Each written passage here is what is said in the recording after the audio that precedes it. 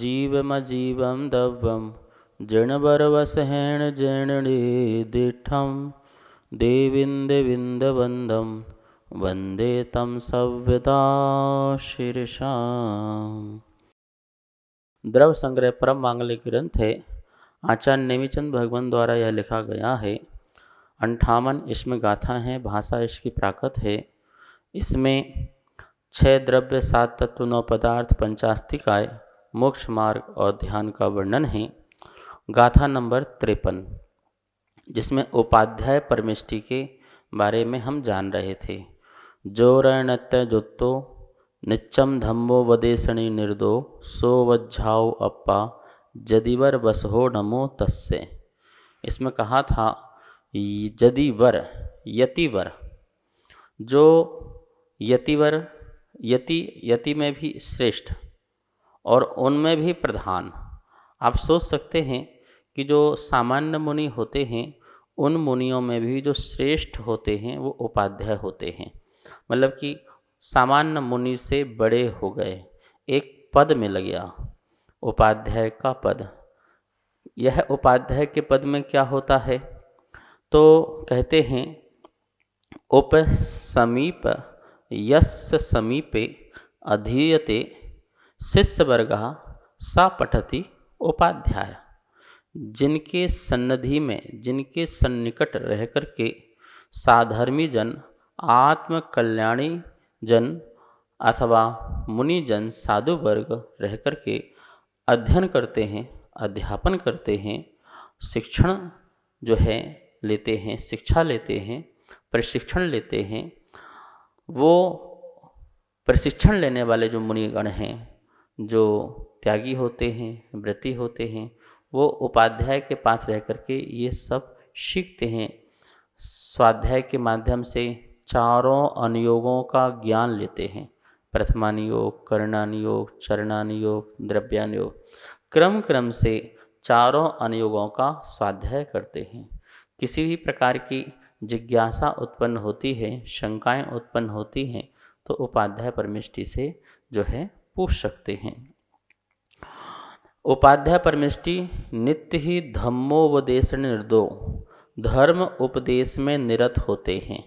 धर्म उपदेश मतलब ऐसा नहीं कि पूरा सभा लगेगी, माइक लगेगा तो धर्म का उपदेश नहीं। यदि वो अपने स्थान में भी बैठे हुए हैं और कोई शिष्य आता है या आचार्य के जो शिष्य हैं वो आते हैं तो उनको धर्म का उपदेश देना प्रारंभ कर देते हैं। कभी भी उपाध्याय परमिष्टि के पास आपको यहाँ वहाँ की बातें करते नहीं मिलेंगी, सांसारिक बातें नहीं मिलेंगी, सिर्फ तत्व चर्चा ही होती है, तत्व ज्ञान ही जो है परोसा जाता है। उपाध्याय परमिष्टि निरत ही, आप सोचिए, इन्हें अपन अवीक्षण ज्ञानोपयोगी भी कह सकते हैं। अवीक्षण निरंतर ज्ञान में ही जिनका उपयोग रहता है और स्वाभाविक है, रहेगा ही रहेगा। जब किसी शिष्य को पढ़ाना है तो स्वयं भी पढ़ना पड़ता है, स्वयं भी अध्ययन करना पड़ता है, स्वयं भी चिंतन करना पड़ता है। महानुभाव, किसी भी विषय को समझाना आसान नहीं है। यदि आपको कोई विषय समझना है और मुझे समझाना है तो मुझे भी बहुत प्रकार से सोचना पड़ेगा कि किस प्रकार का श्रोता है और उसे किस भाषा में समझाया जाए, किस शैली में समझाया जाए, किस शब्दों के माध्यम समझाया जाए और कौन से उदाहरण से समझाया जाए। तो उदाहरण से, न्याय से, युक्ति से, तर्क से, अनेकों प्रकार से अपने सब्जेक्ट को, अपने विषय को समझाना होता है। जैसे मान लो कि एक छोटा शब्द अनेकांतवाद, अब ये शब्द है, अब छोटा सा बच्चा पूछे तो उसको कैसे समझाओगे, युवा पूछे तो कैसे समझाओगे, एक बहुत ही टैलेंट व्यक्ति उसको पूछे तो कैसे समझाओगे, वृद्ध है, कोई अजैन व्यक्ति कैसे समझाओगे। तो उसको समझाने के तरीका, परिभाषा तो वही रहेगी, लेकिन बताने के जो तरीके हैं, शैली हैं, शब्द हैं, वो अलग अलग हो जाएंगे। तो जो वक्ता है, जो धर्म उपदेश करता है, वो बहुत ही चिंतन करके, मंथन मनन करके आपको समझाने का प्रयास करते हैं, तत्व ज्ञान देते हैं। उसी बात को कुंद कुंद अलग तरीके से समझाएंगे, समंतवद अलग तरीके से समझाएंगे, उमा स्वामी अलग तरीके से, लेकिन सबका शब्द भेद होगा पर अर्थ भेद नहीं होगा। अर्थभेद में भाव में तो वही चीज़ होगी जो भगवान महावीर स्वामी ने कही है।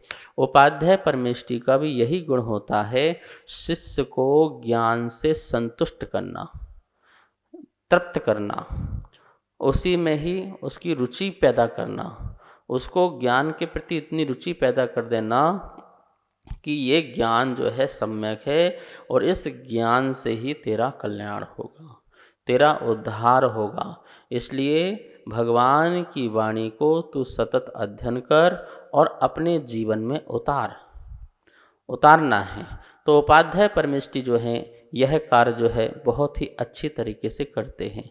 रैणत्य जुत्तो कैसे हैं वो उपाध्याय परमेष्टि? ये रत्नत्रय जुत क्यों दिया गया? जब साधु परमेष्टि जो होते हैं वो भी तो रत्नत्रय से युक्त होते हैं, तो उपाध्याय परमेष्टि को रत्नत्रय से युक्त क्यों बोला गया? कोई ऐसा प्रश्न पूछ सकता है। तो लौकिक जीवन में भी उपाध्याय होते हैं। आप कर्नाटक जाएंगे तो वहाँ पर उपाध्याय नाम की जाति होती है। उपाध्याय, ब्राह्मणों में भी उपाध्याय होते हैं, ठीक है ना, उपाध्याय होते हैं। और स्कूल में या जो है शिक्षण संस्थान हैं वहाँ पर जो पाठक गण पढ़ाते हैं तो उनको भी उपाध्याय कहते हैं कि उपाध्याय जी आ गए पढ़ाने के लिए। तो कहीं आपको यही न लगे कि वस्त्रधारी जो है वो उपाध्याय है, गृहस्थ जो है वो उपाध्याय है। तो बोले नहीं नहीं, वो तो आपके लौकिक शिक्षक गुरु होंगे। यहाँ उपाध्याय कह रहे हैं जो रत्नात्रय से युक्त है और धर्म का नित्य उपदेश देता है। ये दो बातें ध्यान में रखने की है कि ग्रस्त उपाध्याय की बात नहीं कह रहे हैं, जो निर्ग्रंथ अवस्था में है, दिगंबरत्व अवस्था में है और रत्नात्रय से युक्त है, ऐसी आत्मा जो पढ़ती है और पढ़ाती है, स्वयं अध्ययन करती है और अध्यापन कराती है, ऐसी आत्मा जो है वो उपाध्याय परमेष्टि कहलाती है। देखो यहाँ क्या लिखा है, उपाध्याय परमेष्टि जो रत्नात्रय के धारक, धर्मोपदेश और मुनि व्रतों के धारक होते हैं, उनको उपाध्याय परमेष्टि कहते हैं। रत्नात्रय के धारक हैं, धर्मोपदेश देते हैं और मुनि व्रतों के धारक होते हैं।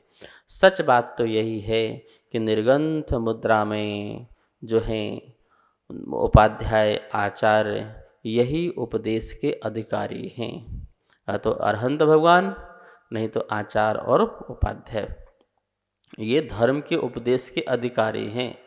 हमारे यहाँ पर वस्त्रधारी जो है वो धर्म के उपदेश देने का अधिकारी नहीं है। कोई भी धर्म का उपदेश वस्त्रधारी नहीं दे सकता। क्यों? क्योंकि वस्त्रधारी जो है अभी दिगंबरत्व नहीं हुआ, निर्ग्रंथ नहीं हुआ, उसके अंदर से अभी तीव्र कसाय का अभाव नहीं हुआ। देखो क्या होता है, जो उपदेश देने वाला होता है उसकी कसाएँ मंद होना चाहिए, अत्यंत मंद कसाय उसके होना चाहिए, और वो मुनि की हो सकता है। अत्यंत मंद कसाय, तीव्र कसाय वाला व्यक्ति जो है अपने विचार डाल सकता है, वो जिनवाणी के स्थान पर जनवाणी कर सकता है, निज वाणी कर सकता है, अपनी कसाय की पुष्टि करेगा, नहीं नहीं ऐसा नहीं ऐसा है, ऐसा नहीं ऐसा है, तो वो अपनी कसाई की जो है पुष्ट करेगा, तो फिर वो जो है उसकी वाणी प्रमाणिक कैसे होगी। तो इसलिए आचार्यों ने कह दिया कि निर्ग्रंथ ही होना चाहिए, रत्नात्रय से युक्त होना चाहिए। आपको पता है कि जो शास्त्र लिखने की जो परंपरा है वो भी निर्ग्रंथ साधुओं की है, निर्ग्रंथ आचार्यों की है। कहीं भी वस्त्रधारियों की हमारे यहाँ पर परंपरा नहीं है ग्रंथ लिखने की।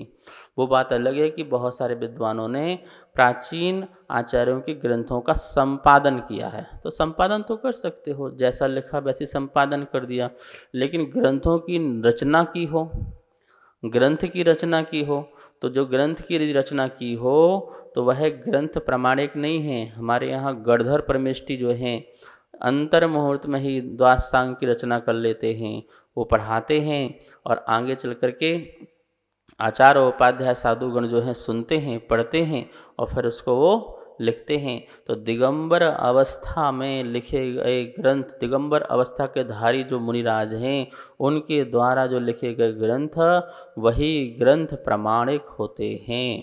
और इसमें भी एक बात ध्यान रखना, जो परंपरा से अनछुन्न परंपरा में चले आ रहे हैं उन्हीं की ही, जिनको गुरु से मिला है, उनके गुरु से महावीर की वाणी मिली है।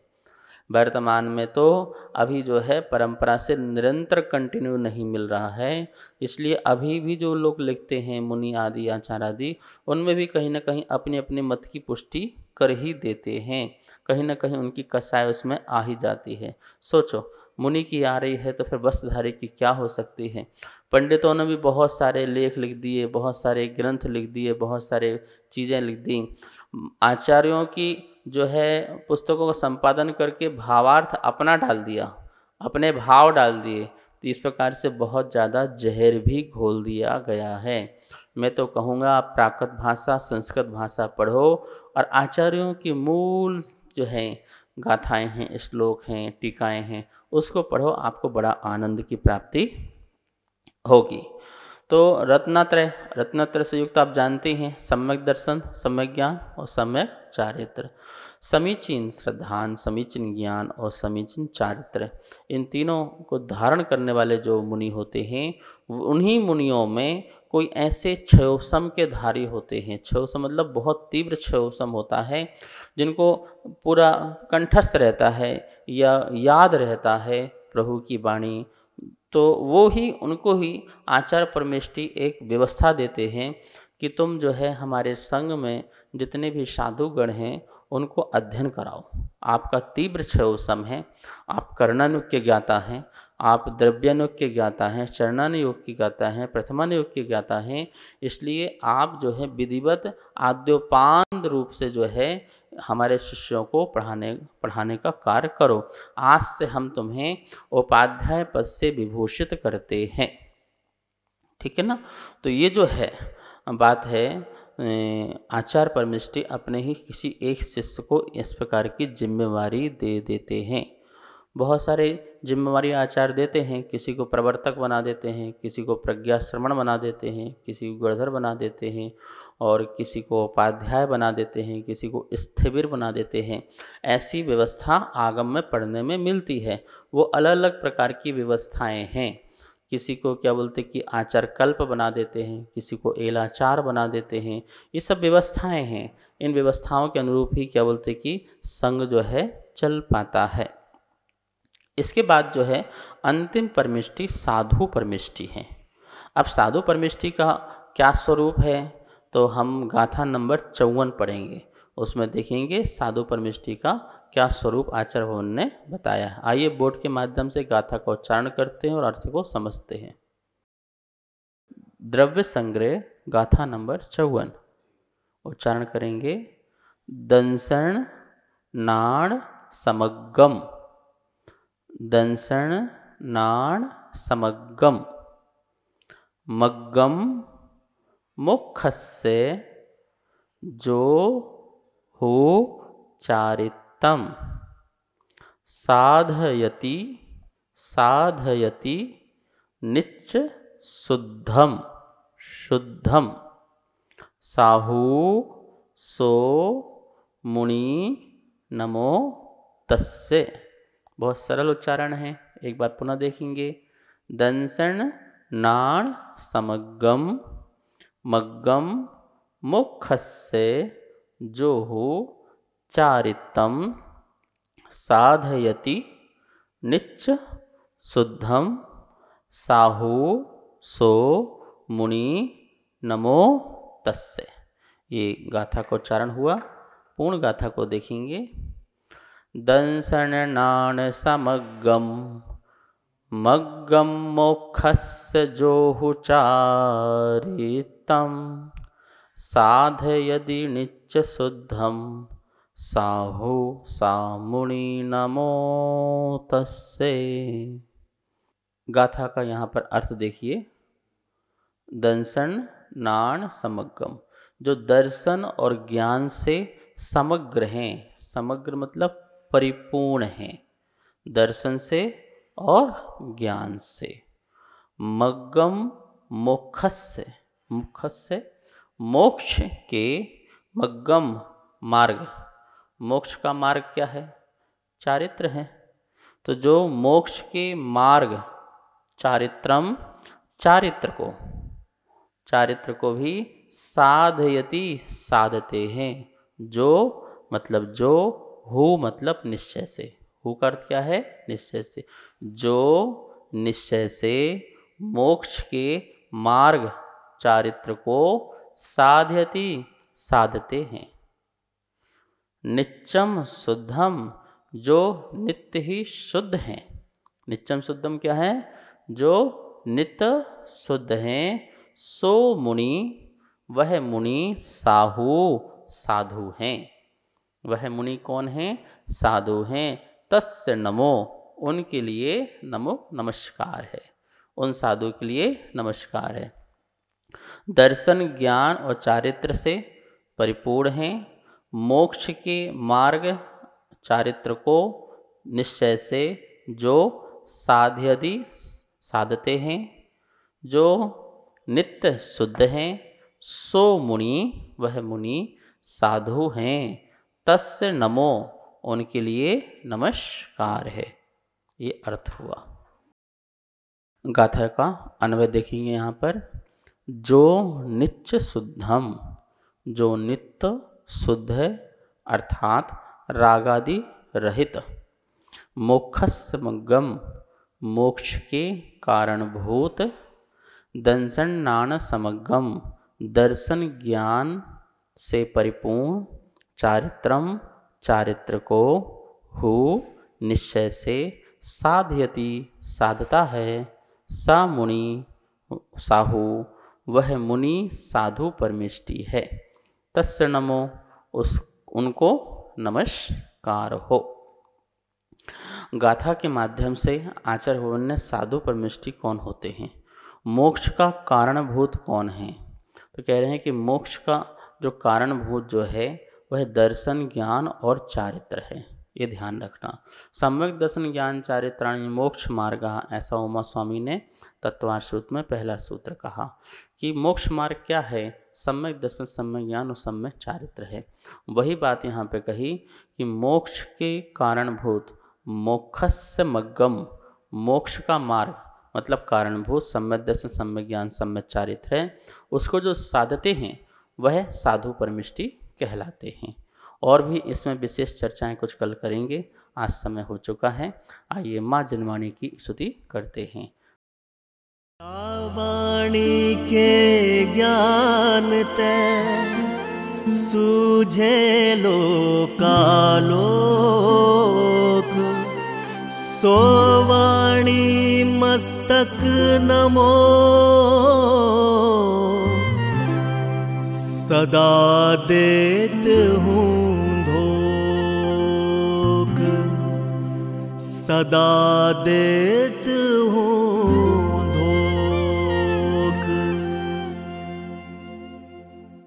सबको बहुत बहुत मंगल आशीर्वाद।